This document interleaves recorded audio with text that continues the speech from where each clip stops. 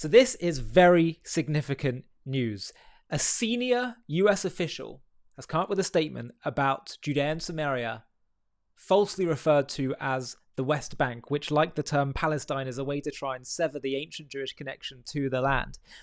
A senior US official has said that the Trump administration is considering allowing Israel to extend sovereignty over Judea and Samaria, and, critically, is not ruling out applying the Gaza plan there as well.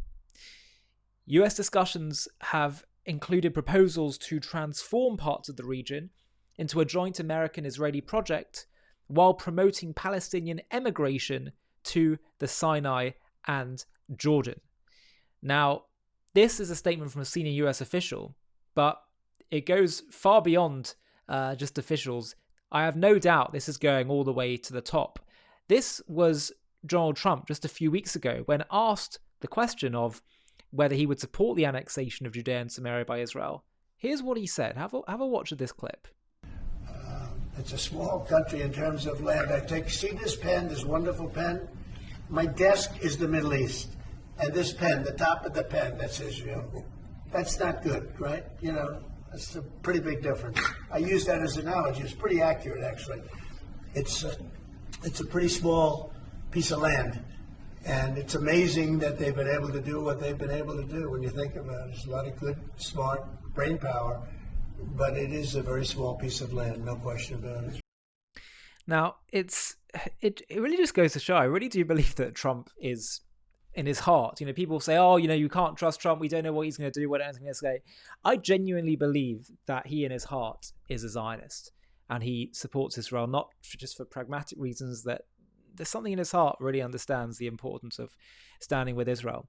First of all, let's just understand that this would be right and just, because this land, in a world that's so obsessed with indigenous peoples and decolonization, there could not be a more indigenous people and a decolonization effort than Zionism. What's more, for a world where the majority of this world worships the God of Abraham, the God of Abraham assigned all of this territory you see here in the blue and the green to the nation of Israel. He made that very clear.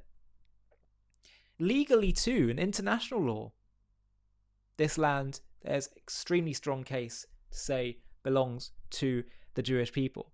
Now, for those that are deeply upset with the emigration issue, Israel has tried for 100 years to try to work out a two-state solution to offer dual autonomy for Arabs and Jews, have two states. And every time it's either been rejected or met with violence, terrorism, and a desire to wipe out Jews. And the fact that between 48 to 67, when Jordan and Egypt controlled Judea and Samaria and Gaza, and there were no calls for Palestinian autonomy then, and had they won in 48 or 67 or 73, the Arabs, the surrounding Arab coalition, there wouldn't be a Palestinian state. Jordan would have a chunk of the land. Egypt, Lebanon, Syria would all have a chunk of the land. They're not interested in statehood.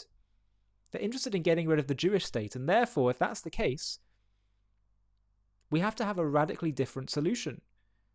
And I think one that says, if you ultimately just wanted Arab expansionism, and that's what this is about, and you're not prepared to live alongside the Jewish people, being sovereign in their homeland, well, and you're not also prepared to have a state of your own alongside that Jewish state, you just want to wipe it out entirely, well, emigrating you, relocating you to parts of the Arab world where you are actually indigenous to, where you will have a much more peaceful life. It may sound very radical, but if you as a society are choosing time and time again, the majority and the leadership are choosing for ethnic cleansing of the Jews, then you leave Israel with very few other options. Now, there's been various debate and discussion around the whole issue of America investing and owning the land. I'm on the one hand, I think, you know what, this land belongs to Israel and the Jewish people. Israel has died. Israelis and Jews have died over this land. There's been so much blood, sweat, and tears over this land. I wonder whether Trump is doing this partly in a way to try and soften the blow in the international community if they think, well, it's America taking control rather than Israel. You know, it might be, or maybe Israel thinks it could do with some investment. But I think it's one thing to have American investment, but I think when it comes to ownership of land, I think it's actually quite important. that it is Israel who has the ownership. Now, I'm sure this could be worked out with clear, articulate explanation of this to Trump, who clearly is on side with Israel. But I just felt that point is worth mentioning, and I'd love to know your thoughts in the comments about all of this.